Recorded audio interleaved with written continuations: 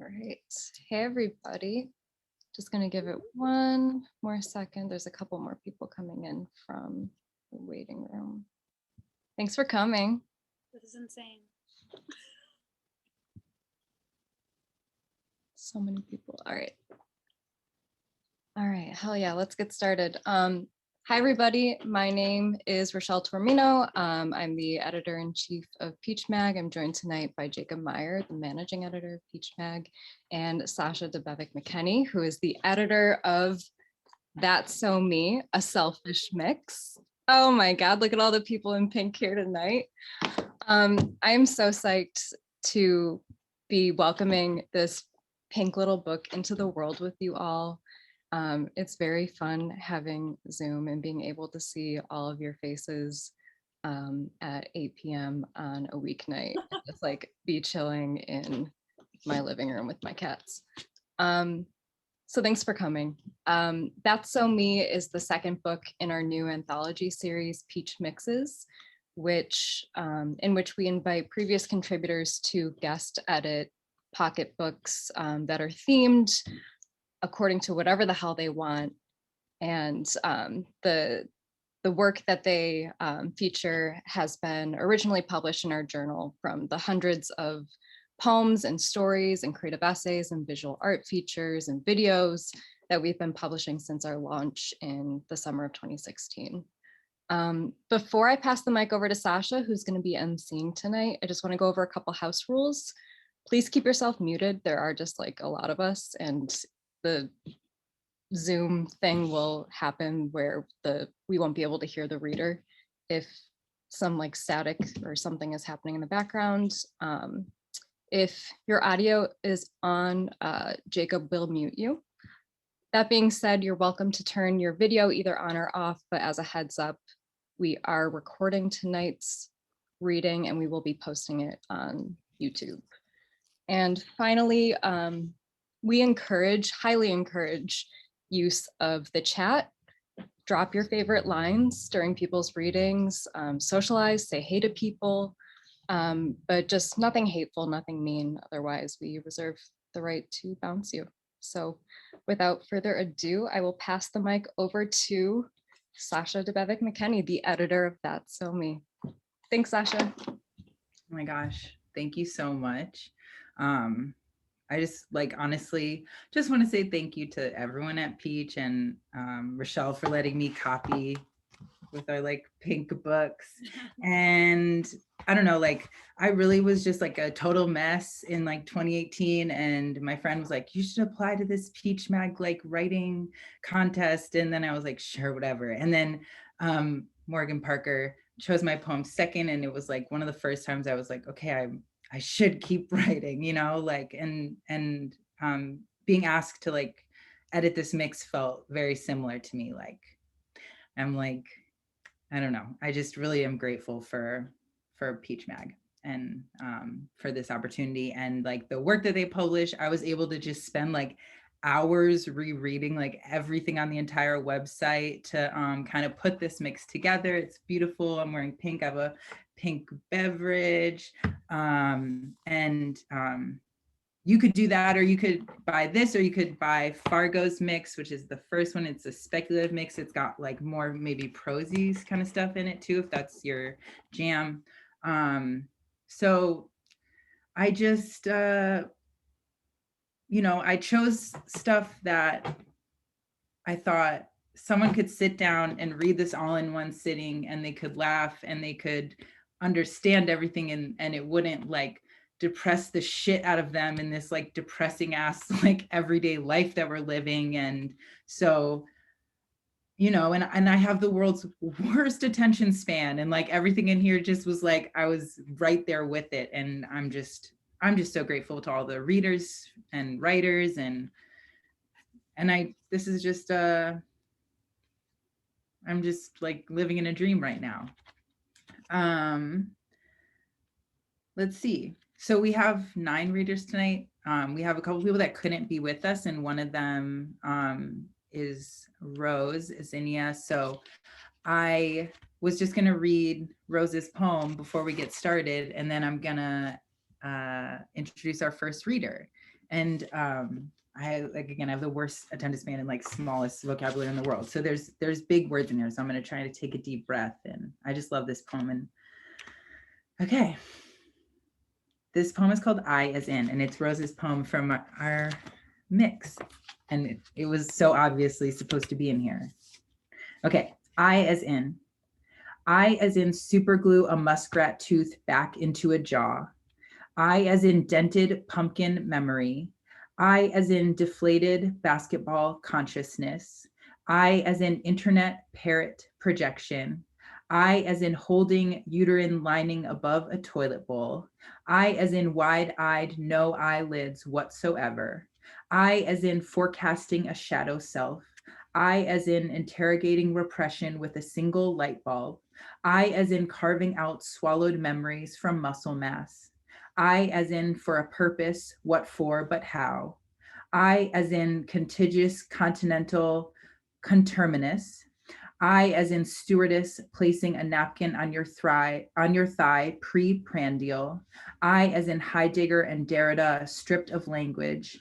I as in adumbrating wolves viewed from a YouTube video. I as in please let me say just one true thing in this form. I as in effortless dwell of complex incorrigible decision. I as in water moving across stone. I as in photo stored in a hard drive orbiting Earth. I as in swimming like a dog in a river. I as in choreographed into body. I as in set in a vague Eden. I as in my father's influence. I as in why do people laugh when I interact with them? I as in what if all thoughts, even this, cannot be untethered from ego? I as in ensconced with a detrimental something. I, as in my past life as avaricious Egyptian emperor committing sororicide. I, as in before you were a human, you were black radiance. I, as in a golden nothing forever. I, as in how could you forget? Like give snaps to Rose. Okay, so I think that's a great way to start the reading. And I'm going to introduce Alana M. Kelley now. So Alana M. Kelley is a writer and visual artist from Buffalo, New York. She holds an AA in Fine Arts and a BA in English with a visual studies minor from the University at Buffalo. She's the author of several self-published chapbooks and zines. Her work has been featured in Ghost City Press and Blaze Vox Books. Alana, go ahead.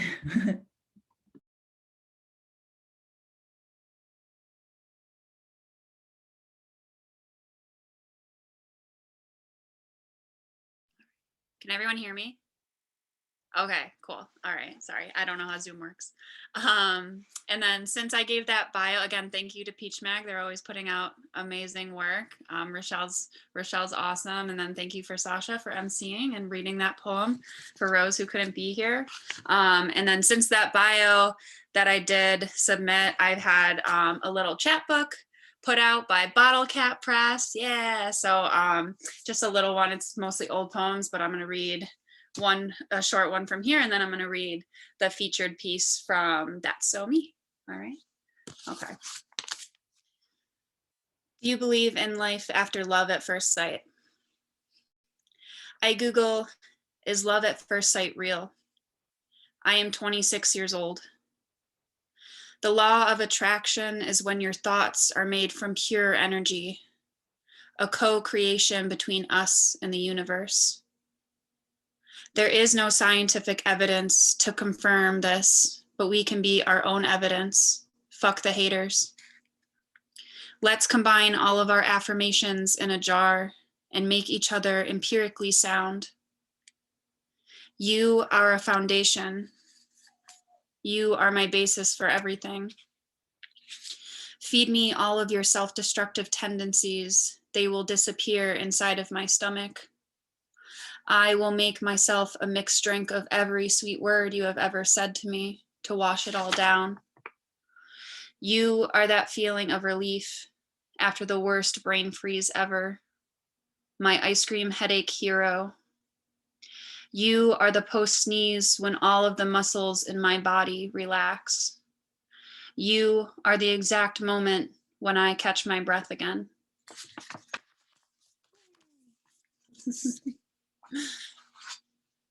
And then my piece can be found if anyone has the book with them. I believe I'm the second, alphabetical. I'm the second writer featured in here on page 13. So I'm just going to read the longer piece from here and then I will be done. All right. All right. An object in motion tends to stay in motion. I watched Silence of the Lambs for the first time yesterday. What does it mean if I think everything is a love story?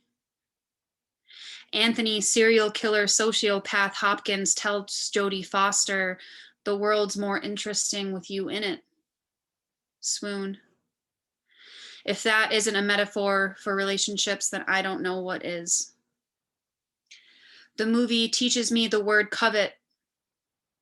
It taught me that I covet everything, but not in that selfish way, but in the looking longingly for my husband to come home from sea way. I knew that already, but now I have a new word for it. I don't think it translates the way I think it does, but I just like saying it. I am always feeling guilty about thoughts I haven't even had yet. My old iPhone 6S never had enough storage space for more than one page of apps. My new iPhone XR has a lot of storage space. It is giving me too much freedom. It is giving me the benefit of the doubt. My apps are spilling over onto the next page of my phone, and I keep forgetting about them. Out of sight, out of mind. They had to have meant something to me when they first got there, right? You are out of sight, but why are you still fucking here? You don't still mean something to me, right? I feel as though I now have the power to leave all the people who have already left me. But hindsight only counts in terms of points for my own small ego and not for my current state of not well-being. Kind of like those little gold stars in school, the ones that didn't actually amount to anything. They're only there for my own small ego. I find the gold stars and macaroni shells of my childhood on a beach in California. I use Lincoln logs to remodel the memories of my life, and I build a house out of them. I fumble to connect the wooden pieces in the right direction because this is the only way to lead you back to me. I have now built an entire city. What's the name for the meandering shape of a roller coaster? That loop part is called a clothoid. It makes it sound too soft and inviting. It's all very misleading for something that can be so terrifying. I guess that's the point, but then again, what is? The clothoid is described as an upside down teardrop, and I've never related to a representation so hard. If I was a roller coaster, would I be made out of wood or steel? Probably wood. I am so permeable, it isn't even funny. The first hill of a roller coaster is always the highest point. If that isn't a metaphor for relationships, then I don't know what is. After the highest point, friction and drag immediately begin draining all the energy and fucking up absolutely everything. If that isn't a metaphor for relationships, then I don't know what is. Gravity is one of the only things that keeps things going. Everything is so full of potential energy you don't even know. I don't need anyone else to push me off the top. I can push myself off the top of everything, and I always have. I am no longer talking about roller coasters. I am only trying to tell you to be the type of person you think the person you're changing for isn't. Thank you. Yay. Thanks, guys. Thank you so much, Alana. I adore that poem. I think all poems should have like a movie reference and the word fuck in them like a bunch. And I'm just so grateful that you're here and thank you. Okay, our next reader. is Alexandra Wuest. And Alexandra Wuest is a writer and editor based in New York. Thank you. Thank you, Shell and Sasha and everyone at Peach. My piece in That's So Me is fiction, so I'm just going to read like the end of it. So the only context you would need to understand is that an asteroid is about to hit the Earth and this character has a genie. So keep that in mind. Asteroid could arrive any day now, the headlines say, and I decide it's now or never. I am going to lose 3 pounds, redecorate this apartment, get a head start on my taxes. I save pictures of mushroom-shaped lamps and colorful rugs to a folder on my computer in between sit-ups down on my yoga mat. I organize my receipts and chug a green juice and do 100 jumping jacks. I rearrange the furniture and write off the apartment as a work expense. I order new dish towels and a stationary bike, and then I paint the kitchen walls a shade of hot pink that has been scientifically proven to suppress one's appetite. I can hear the genie tapping on the glass of the crystal ball from inside of the kitchen cabinet, but I ignore him. I run in place while watching a video on my phone in which a stranger explains everything she eats in a single day. For breakfast, she eats a French omelet, but when she slices into the omelet, she reveals the meal to be an exact replica made out of cake. For lunch, she eats an asparagus salad, which she also reveals to be cake. In the afternoon, she eats a handful of almonds, also cake, and for dinner, an entire roast lamb with green beans and mashed potatoes, all revealed to be made out of cake when she runs her knife through each item on her plate. For the amount of cake she claims to eat every day, the stranger is remarkably thin. I get into bed, but I don't stop moving. I do crunches under the covers until I fall asleep, and when I dream the asteroid has already hit and the entire world has been plunged underwater. I walk around an underwater mall and try on low-rise jeans in the underwater fitting room. The sales are astonishing. In the dream, I can breathe underwater and the jeans are not unflattering. The next morning, the headlines read, "Asteroid collision imminent," but I don't slow down long enough to read the articles. The stationary bike and treadmill and hamster wheel I ordered have all arrived in the mail, and the living room walls are covered with splotches of paint samples in varying shades of sky blue. Somewhere in the maze of boxes arriving every hour sits the CPA I hired to help me with my taxes. "You can write this all off, you know," he yells over the sound of the treadmill, but there are so many boxes in the room that I cannot see him. I stop the treadmill and begin doing lunges in the direction of the CPA's voice. On my way, I take the crystal ball out of the kitchen cabinet and place it on top of one of the many stacks of boxes. The genie looks down from his new perch with a disapproving expression on his face. The doorbell rings, and it is more packages being delivered. "You're so responsible for getting your taxes done early this year," the CPA yells, and I do a squat and then jump into the air. I repeat this 15 times, and then I turn the volume up on the TV where I'm playing the personal trainer's latest instructional video. "With my method, you're guaranteed to see results," the personal trainer says, and the CPA puts his laptop down and joins me in front of the television set. I hand him a jump rope and we both mirror the personal trainer's movements on the screen side by side. The CPA is good at jumping rope. He can do tricks like the crisscross and the double bounce without tripping.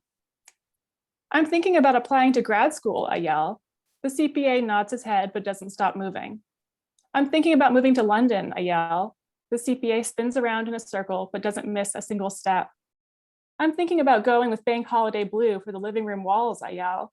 And this time I attempt a trick of my own, but I'm not as good as the CPA is. And as I try to keep my feet from getting tangled in the rope, I crash into the stack of boxes where I've placed the crystal ball, sending the whole pile tumbling down to the floor.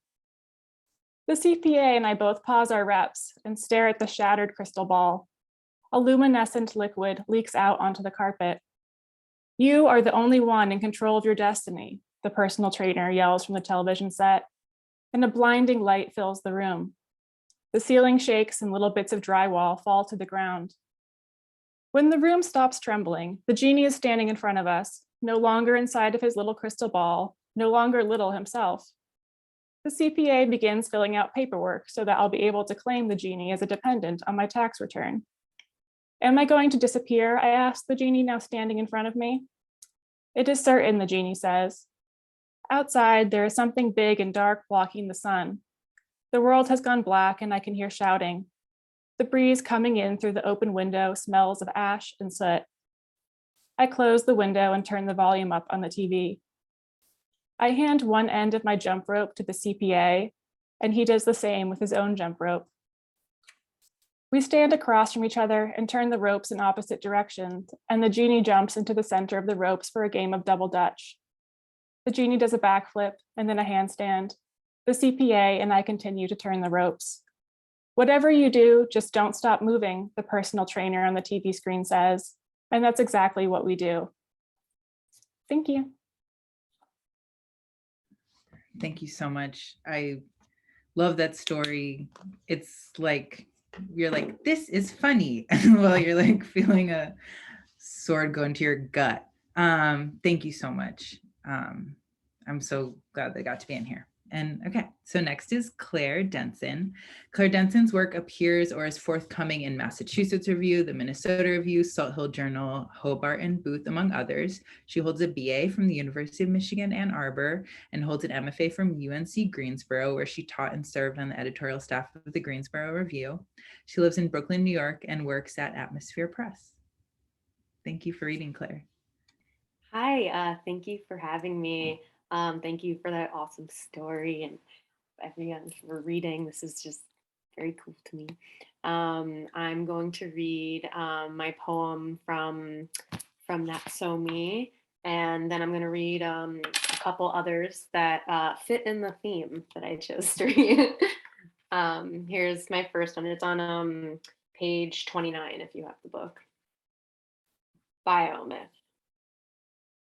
Claire Denson is a late American poet. Dates unknown. Her number is published in Sharpie on stall walls. She's published with a stick in the dirt. Locals dig up Claire's grave each season. She's dancing on the bridge in Michigan, cradling still beating hearts ripped from the rib cages of bears. She eats river muck. Her mouth foams waterfalls. Her grave refills itself overnight. She bathes with alligators in autumnal leaves and currently lives in a commune where she never does the dishes. Claire's work concerns the train coyote. Her work concerns the exit row. She writes in guttural code and speaks to the unknown. Stardust cannibal, she clothes her mirror. She writes at her desk in the dark. Her knife's the source of light. She currently lives alone. And this is my next one. Little Monster. Sitting aside as the hero slays Medusa, I tell my stalker I love him after days of alone, worse than knife against my throat. Severed head in hand, Perseus emerges, arm raised proud. The crowd cheers and I mourn in private. Little monster inside me, reaching out. Self-portrait as binge eating disorder. Up against another, I take shape. It is simple then to memorize myself. A foreign hand on my hip, and I know my hip. I can feel it. Left alone, I disappear. Standing in the kitchen of that home, the fridge holds me upright. I open its door, each memory Tupperware stacked. Here, killed over, and begging for a snack to the chant of mustn't spoil your appetite. Then my exorcism of hunger. I ate the months, plucked bones of days out my gums. I try to leave the scene, but slide into the crisper. Can't hoist myself out the drawer. First my grip, then the handle, lost. Like the grease-stained shelf, memory yellows as I swallow the last stick of butter whole.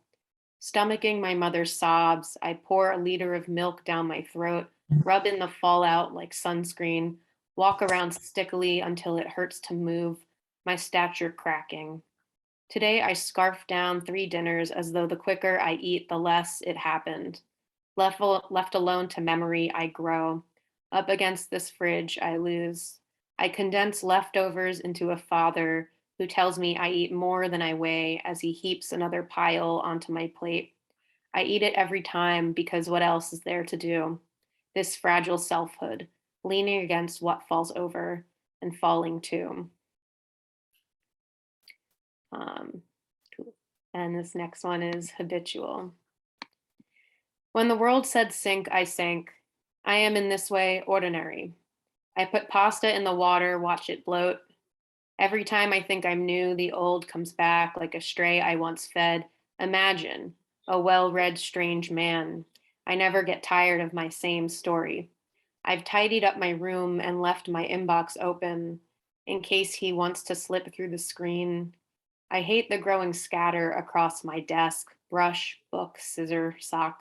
Scrub my face clean at the sink, but my skin remains. Should I put my fist in the boiling water for something new today? And this last one I just wrote while thinking about this reading and the idea of a selfish mix. This is called Someone Else. It's going to be all right, which I could say because I cared less, not because I was uncaring, but because it wasn't happening to me and my life would continue unaffected. It wasn't all right. They found him in the woods with a bullet in his head. We were 17 and worried about being chubby, getting fingered in parents' basements, not the death of our childhood, which is what the death of a sibling means. I watched the moment my best friend split, and when it happened to her, I knew anything could happen to me. I'm still waiting, me wearing her face, someone else, my voice. Sorry for that downer ending. No, In thank this fun mix. you so much. Thank you so much. I was thinking I'm glad that you exist to be strong enough to write those poems so that I don't have to be. I'm so grateful for those. Yeah, you're amazing. Okay, so our next reader, I'm like trying not to cry. Okay, our next reader is Fullamusu Bangura, a writer originally from Washington, D.C. and currently residing in Chicago, Illinois, also in the Central Time Zone with me. They're the author of the essay book, Considers Lil Kim's Hardcore. Their work has been published in New Delta Review, Apogee Journal, and they were a 2020 Best of the Net Poetry finalist. Hi, thank y'all. Thank you for the introduction, Sasha. I'm a Peach fan. That's all I'm gonna say. I go up for Peach. I love y'all so much. So, and thank you for choosing my poems, Sasha. My poems. I'm actually gonna read both of the ones that were featured in That's So Me because they're like some of my favorites. So if you're reading along, this one is on page 45. Oh, I love y'all too. Okay. I have lips like Missy Elliott, big and pinched, permanently puckered, like freshly sucked lemon, pouty, lips puffed wide open. I swallow oceans. Men see big lips and call me freaky. I open my mouth to curse them only. I open my mouth to take them in wholly. Missy tells me ain't no shame, and I work towards believing her. I am swimming up to my brows in hot boys. Poke my lips at them, then ignore them. I am the prettiest when I pass the Dutch, smoke past my teeth, lick shots and dodge them for my sanity. My lips, an unfinished paint job, abandoned, daring in gloss, begging you to call out their imperfection. Like my lips, all my faves are problematic. Both of us bitches, black as ever, bent beyond breaking point. Both of us bitches, somewhere, someplace right here. See, that's my first one. My second one is Wide Tooth. It's in the shape of a white tooth comb. White tooth. I am still learning how to get all the kinks out. I give myself grace. These tools placed in my hands only just yesterday. How sometimes they slip when I tend to the crops. Handmade rose I crafted. Tiny equators of earth I mapped out. Today, I learned myself a planet again. Tonight, I plant my knees into the ground and commit body. Untangle my vines. My mother's tool of choice bore more teeth, cut me. Instead, I'll choose the comb with more breathing room, breath of more lungs, my northern star. I leave home for therapy, pulling my roots apart and still grieving weeds. And when I say I am kinky, I mean I am still learning all the ways my knots create each other. When my hairstylist tells me to cut the split ends now, I obey. She uses a car metaphor I can't remember, but it sticks. I claim the skies for my stalks of flowers, raise them. Find a root to cling to and deem it lucky. My faith is a seed. Thank you. Thank you. Like, I love those poems so much. And there was a point at which I was like, maybe the theme of this mix can be bitches. And that's how I found that poem. I would be so here for that. I love it. I love what we landed on, but I also love bitches. I feel like they're intertwined in some ways. So I'm really grateful. Thank you for reading those. I'm still learning all the ways my knots create each other. Like, might be posting on my Instagram later. Okay, so our next reader is Gabrielle Grace Hogan, a St. Louis poet living in Austin while she pursues her MFA from the University of Texas as a part of the New Writers Project.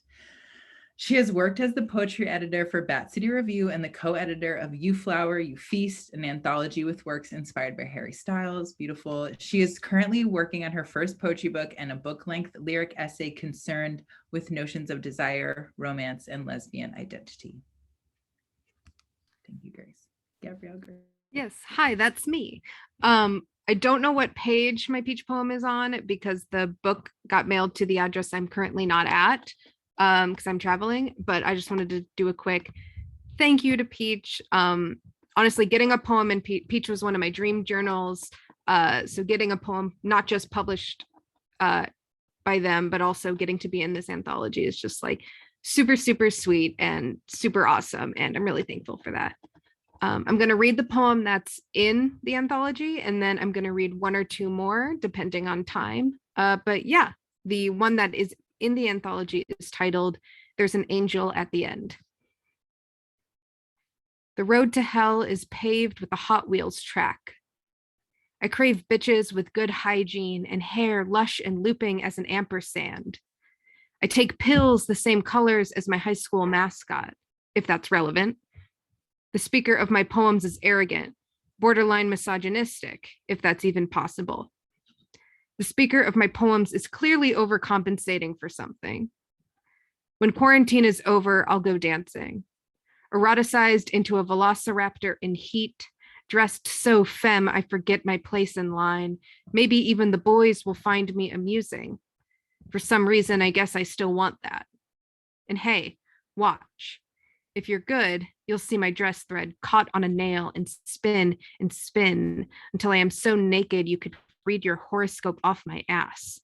I am so hot I saw Ladybird, and yes, Saoirse Ronan was robbed. And yes, Timothée Chalamet is quite beautiful, even for a boy.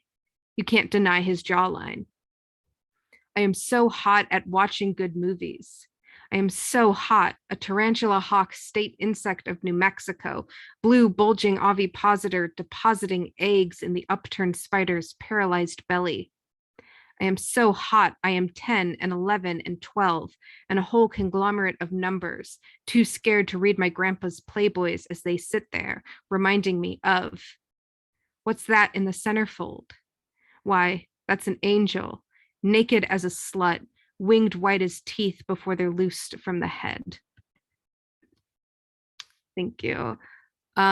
This next poem is much more recent. I feel like my writing has changed a lot since this poem was published, but I also think it's changed not at all. So you can be the judge of that. But I have this like medium-sized one and then a really short one, and then I will get out of your hair. All right, this is, come on, girls, do you believe in love? If there is nothing left to lose, then lose it. Go on. I love in the way streets give way to other streets, a falsely endless continuum, because eventually, of course, there is the sea. The sun dangles like a yellow tooth. As a kid, I had a crush on Kate Capshaw's character from Indiana Jones and the Temple of Doom, so it's any wonder why I can't find a stable relationship. It is embarrassing to be in love with a ghost, and so contrived. I go swimming. I don't know how fast I drown and have almost drowned on several occasions, my mad flapping mistaken for joy. How willfully, woefully, we misinterpret each other. Is this a sonnet? If I cough into your open mouth, is that a sonnet? Can we just start making up words like we used to? Spoon, purple, soda pop. I'm going to just start being ridiculous, and then if I ever stop, I'll die. Like a ridiculous shark. A ridiculous shark who can't swim. Ha ha. The turkeys are loose and flying towards the lighthouse. I'm taking fat gulps of air like butter. I miss you, or someone who looked a lot like you and then died. I don't know if you can hear, there are 2 border collies running around upstairs like the world is ending. So if you heard that, I apologize. And if you didn't, there's no noise actually happening and it's very quiet. All right, this last poem is only like six couplets, but I'm going to read it and then get out of your hair and just thank you. I really appreciate being a part of this. It's currently untitled and a draft, so if you hate it, you can't say anything. The bent white light through the blinds matters so much to the bed, like a slim-knived seam of cake frosting. The moon breaking and entering through sheets of breath. Glaze of white gold echoed by street lamps. You mistake the garbage truck for thunder. Our fingers smell like sleep. Thank you, Peach. Thank you, Gabrielle. That was amazing. There was no noise. Oh my gosh. I didn't know you could add like regular, okay, emojis. Okay, hello. All right. Our next reader is Gion Davis, a queer poet from New Mexico, where they grew up on a sheep ranch, like endlessly cool. Their poetry has been featured in Wax 9 Journal, Self Fuck, OK Donkey Magazine, and others. They graduate their MFA in poetry from the University of Massachusetts Amherst and currently live in Denver, Colorado. Hi, hello. I'm not going to read the poem out of the Selfish Mix today because that one is a real bummer that I don't read out loud very much, but you can find it in the mix. And I'm going to read some different poems that are coming out in my, yeah, Rochelle just said that in the chat. My book just got picked up and is coming out next year. So I'm going to read some, the poem that's in the mix is going to be in that book too, but I'm going to read some different ones. All right. This but better. The past couple weeks, the crying has been so available, like my face is newspaper floating on water. If I uncross my legs, have a beer, scream in the street, watch my friends kiss in a club, and eat lipstick off each other's faces, I'll feel better. In the morning, there will be a picture of me on Instagram looking like a bony sex alien. I've never felt constantly hollowed by someone I haven't kissed. Talking to you is like letting you scoop my insides out with a melon baller, but not in a bad way. And I think you feel me doing it too, digging around in you, trying to make room in your life. I get out of the car and cry my face off because my better isn't good enough. And there are so many bones in the human hand, which I'd forgotten until I held yours. In the street outside my apartment, I watch my upstairs neighbor in her window taking her sweatshirt off and flashing the blank of her armpit. I want to tell you everything. You might have to write it nicer than real life. I find myself strolling past my own ghost and I keep my eyes down and walk through her as though she isn't the most important person in the world. Who is trying to be the most important person in the world? A stranger beside me cruising up Colfax, sniffling about Rick Ocasek's death and talking about my sadness as if it's a big animal that should stay outside. Someone who says the worst pain he's ever been in was waking up with a sore neck 2 days ago, and saying I love you is like stuffing endless chocolate chip pancakes into a screaming mouth, along with freeways and cities and people and front yards full of dahlias and cherry tomatoes and rented roller skates and jacket pocket candies and plastic golden buttons, and I feel my mind leave my body and come back again in a bed uptown. I have stopped being angry and now I am tired. It might be more poetic to say an octopus dreams about an ocean with no plastic in it, but the reality is she's dreaming about catching crabs with her magic camouflage. You can't dream about what you don't know. You can't invent a face you've never seen. Everything comes in threes, including days. A home improvement magazine hits the deck. A labradoodle eats fries out of its owner's mouth. Nick Cage's stupid shirt in Raising Arizona. There's a fire on the mountain, and in the dark, in the car, I can see trees crowning brighter than stars, and love is standing behind someone forever, and the moon is another place I'll never go. At night, I imagine the coyotes laughing together on the swing set at the empty school up the road. The city is finally theirs. I'd laugh too if it was me. Who was I? My star chart says I was born to be an employee when I always felt I should be a planet myself, trudging through the universe as a gigantic, lonely eyeball. Leave it to heaven to tell me how I should exist on the ladder, as though it wouldn't be more cost-effective for me to drop dead, abandoning the pizzas I'd pick up with all the boyfriends I'd have, the tattoos and birthdays and paying for water. What is it like to be an unstructured animal, as innocent as Jupiter and twice as beautiful? Is this the happiest you've ever been? Tomorrow you will press your forehead to your lovers and hold hands like otters adrift in the cold ocean of your bed while the sun comes up over the strip mall and the closed down used car lot, and some yards growing bushels of nasturtiums and others growing naked children the color of butternut squash. Does it mean anything? Dimes, mismatched socks, the complex semantics of your deal, the inside baseball of your family. Of course, a kid grows up lonely and learns love as a way of survival when death is on her like long johns in August. When we broke up, you yelled, "Why don't you do something about it?" So I wrote a poem called "What the Fuck is Wrong with Me?" It was about that morning in Key West. I was watching a boy getting walked by his dad back up the hard-packed sand at the seam of the sea with the partial carcass of a swordfish embedded in his back, the fish's ribs stepping straight out of him like they were his ribs, and he wasn't crying, so I did. They were beautiful. The boy, the father, the fish, the water, all so in love. And I'm gonna just read one more, and that'll be it. We are both reservoirs. Mom delivers the bad news like she's asking a question. Grief is a man in bed. Kids standing on a roof looking down. Going outside without my keys or my money or my jacket. A little hill north of town I've never noticed before. We are both reservoirs flooding the wilderness of this house.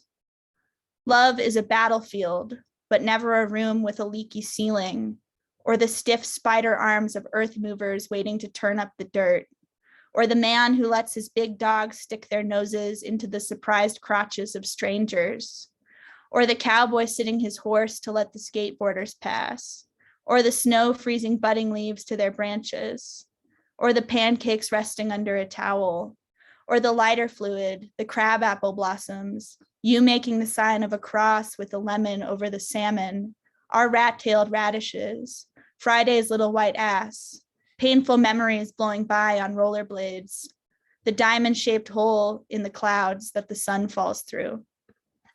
Thanks. That's it. Gosh, thank you so much. I'm gonna think about that every time I ever eat salmon. or make someone else cook me salmon is what I mean. Okay, I'm so grateful. Those are amazing poems. Thank you for reading what you wanted to read too. I really appreciate that. Well, thanks. Okay, so next is Greg Zorko, who was born in 1990 in Albany, New York. He's author of Ghost in the Club from Metatron and Chirp from Ursus Americanus Press. And he lives in Madison, Wisconsin, like I do. Okay, but it's not about me. It's about Greg. Go ahead, Greg. Thanks. Appreciate it. It's weird reading this poem now because when I wrote this poem, Brittany wasn't free, and now she's free.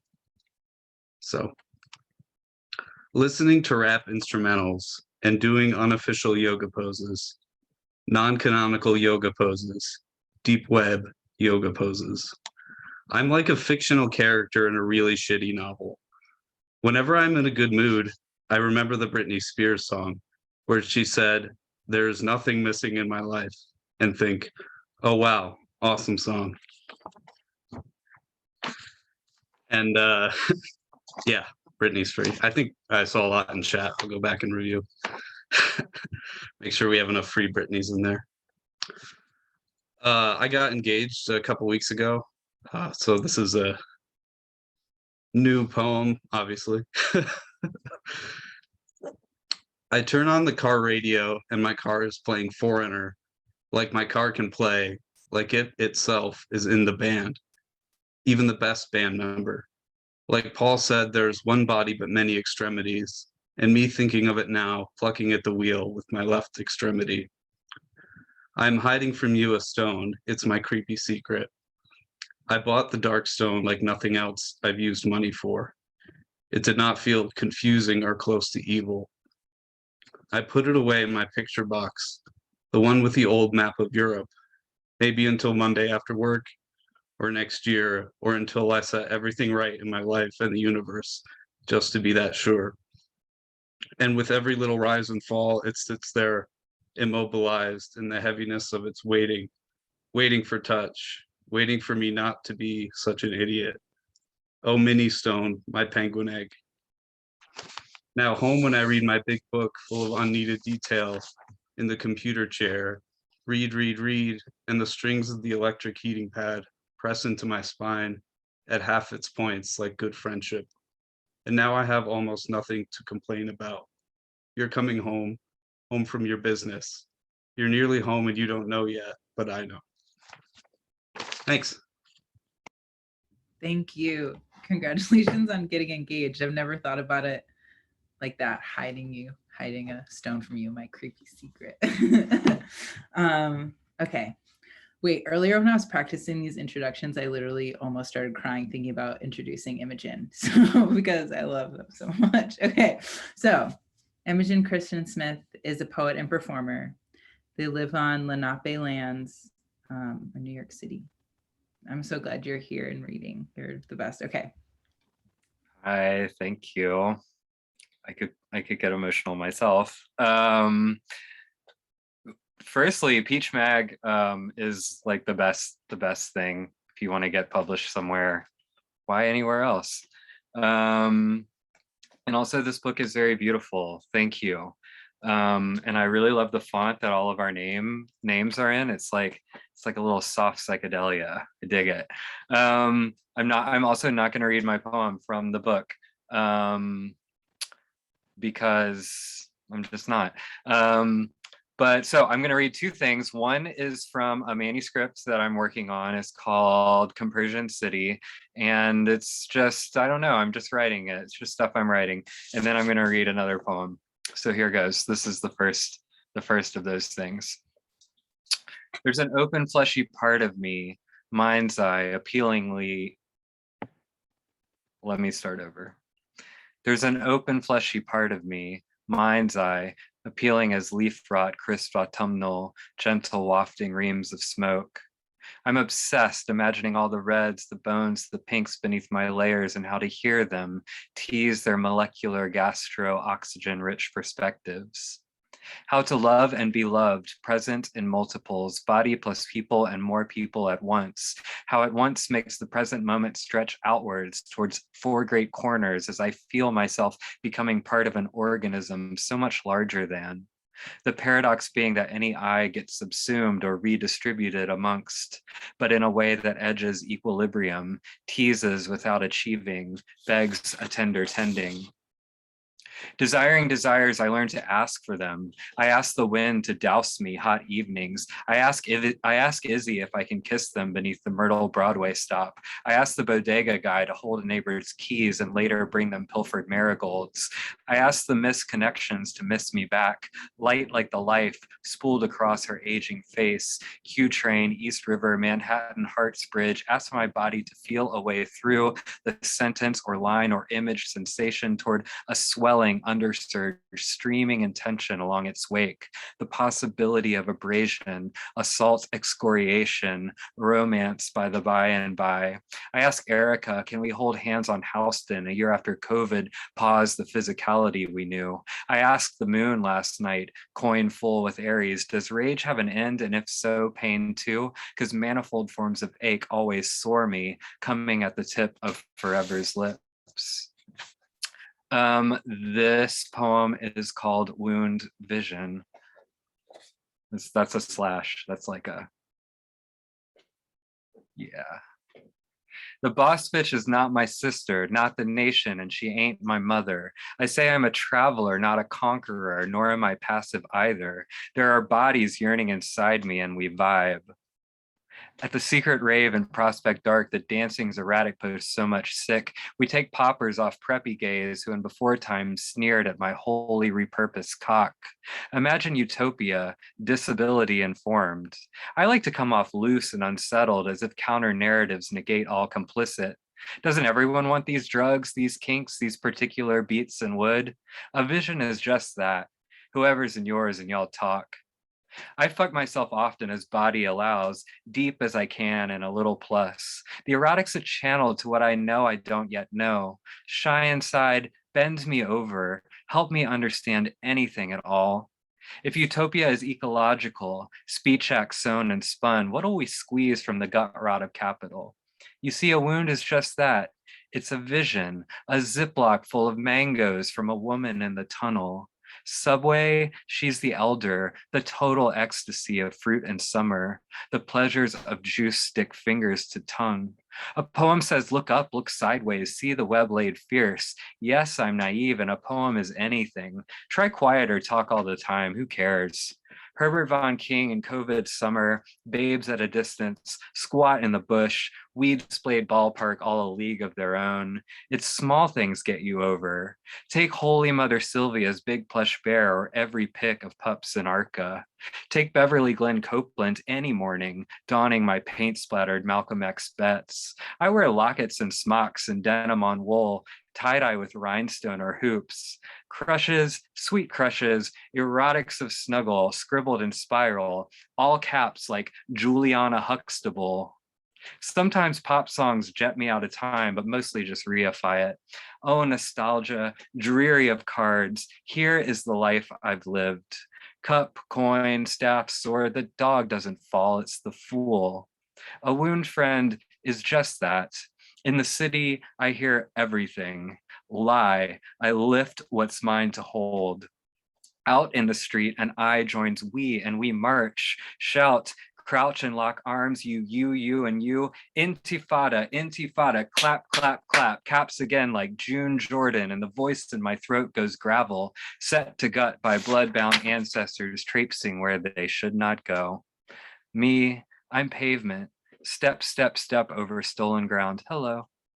I don't think the world lets people be good, and so we do what we do. We do it here in the world. Thanks for having me. Thank you for reading, everyone. Oh my gosh, literally could just listen to you read forever. Oh my goodness. Okay. This has just been like such a dream for me, this whole reading. I'm so grateful. You're all just amazing. And our last reader tonight is Jen Frantz, a college dropout from Ohio. Sick. She has been published or is forthcoming in Sporklit, Prelude, and Washington Square Review. She is currently attending the Iowa Writers Workshop, where she is poetry editor of the Iowa Review. Huge. Okay. Hi, thank you so much for having me. I'm really honored to be here. It's been wonderful hearing everybody read.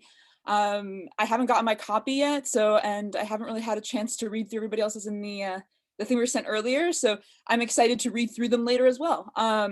So the first poem, I'm gonna read 3 poems. The first poem I'm gonna read is the one that's in the Selfish Mix, and it's called I Have Not Failed. I took it like a darling, all things recent and elaborate, garden wide and purple beyond the mind in a full house watching. I was, smooch adjacent. Stay humble, he said, and he was powerful, blowing me a kiss. A woman wants her doctor. I knew a spell once, a creative act, in which I loved the worms like wax and stems, loved the sway and boast of recovery, the earth no longer a hallway, but a deep and noble ground, with the worms eating, casting shadows, and everyone was old, still kind, waiting for their doctor. It's alive, I said about myself. He wore scrubs and watched us and asked for my number, please. Of course, I had a natural scene in mind, below my gurney, land rich in purple, to be continued and complimented, where my mind prepared a statement and the statement was no. He winked and I, total sound, gave it to him. And the second poem I'm going to read is about hating Robert Lowell. Buoyant now where time is love, as written on your mother's grave. Her days are loose and various now. You can imagine anything of her clocks and smoke, although you are dead too. Where time is love, you wrote, the only line I like. The waves go on, the poem a worthy raft, when the mind is rags and holes and pills. Yes, you survived your illness, my illness, only for your heart to heave, gone in a taxi, and you are dead. Buoyant now too, where time is lithium, and we took it, not even allies or friends, but enough is enough. Lowell, I hate you. I've read your life. I think a poem lies here, a buoy on land, and for you, I confess I rolled it right back into the sea. And finally, I'm going to read a poem that's coming out in the Washington Square Review, which is called Baby, It's Cold Inside. It's an old poem, but it's a very old poem. I am soiled in a growing way. Things grow from shit, I say, and keep saying, until I'm the calmest adult, spreading her legs for chairs, waking next to a fork that does me kindness. Inside everyone, there's an animal learning to walk on its hind legs, and it is a fish with no business here. Not at my meal, with butter knives and serving spoons that I have kissed responsibly. How precious I feel with something sloppy inside me, on land for the first time, thrashing like it was my fault. When I sleep, I dream, and I dream of a field, and the field is shit. I really can't stay, and I really can't grow. Baby, it's cold inside.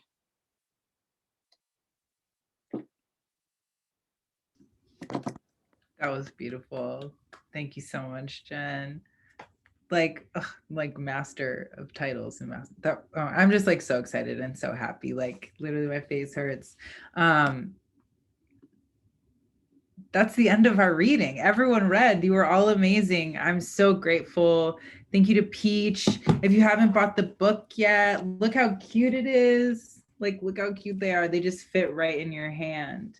And I just want to just thank you to everyone who came. Thank you for reading. Thank you for like, people have been like posting selfies of themselves with the book. I think that's super hot. I'm just really grateful. You're all great. Thank you so much for coming.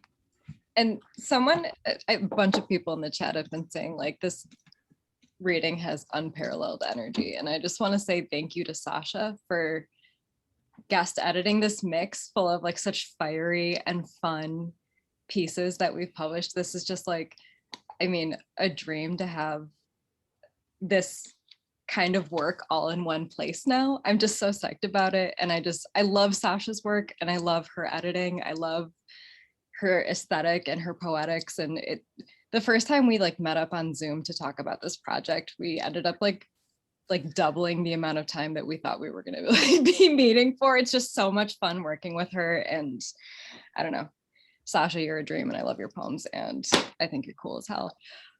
So please buy the book and, you know, look out for more from Sasha. She just had a fucking poem in the New Yorker. So, you know, all right, well, see you guys online. This was so fun. Thank you for coming. Look out for our next mix in spring, summer of 2022 and get the 2 from our website. Hell yeah. Thank you. Here, Thanks, everyone. everybody. Thank you. Thanks. Hell yeah.